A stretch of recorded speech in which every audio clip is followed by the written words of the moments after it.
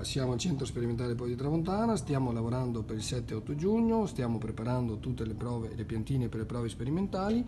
Come avete visto nelle puntate precedenti e video precedenti, stavamo eseguendo degli innesti da pomodoro al cetriolo e peperone. Oggi melanzana oblunga. Abbiamo la varietà, in questo caso Nesto, la piantina piccolina che vedete, e mentre questa è il piede resistente, il piede rustico, che è un selvatico, poi il selvatico della manzana Solanum torvo. In questo caso di innesto è un po' particolare, dovremmo avere in realtà questa piantina, che è il portinnesto, un po' più piccolina e questa un po' più grande. Ci sono stati alcuni problemi relativamente anche alla mancanza di luce, dove il selvatico è cresciuto leggermente di più del nesto, quindi è stato pulito, tolto alcune foglie. Andremo ad utilizzare la parte più sottile del fusto per avere un diametro pressoché similare e quindi a pianta finita avere questa pianta leggermente, se vogliamo, lunga, ma per quanto riguarda l'attecchimento sono abbastanza fiducioso.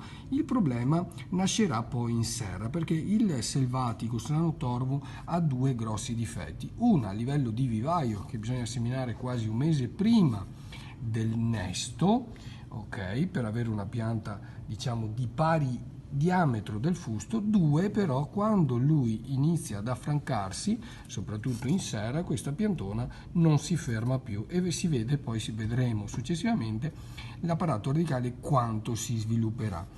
Questo suo difetto è un pregio, perché la piantina adulta che produrrà non si fermerà per nessun motivo, nemmeno con la presenza di parassiti, parliamo di nematodi, e nemmeno con patogeni, parliamo di verticillosi e fusario.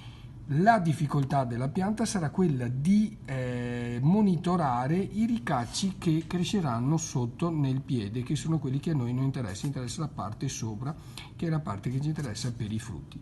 Scusate se sono stato lungo, ma era per essere più chiaro nella spiegazione. Vi ringrazio ancora e arrivederci e alla prossima puntata.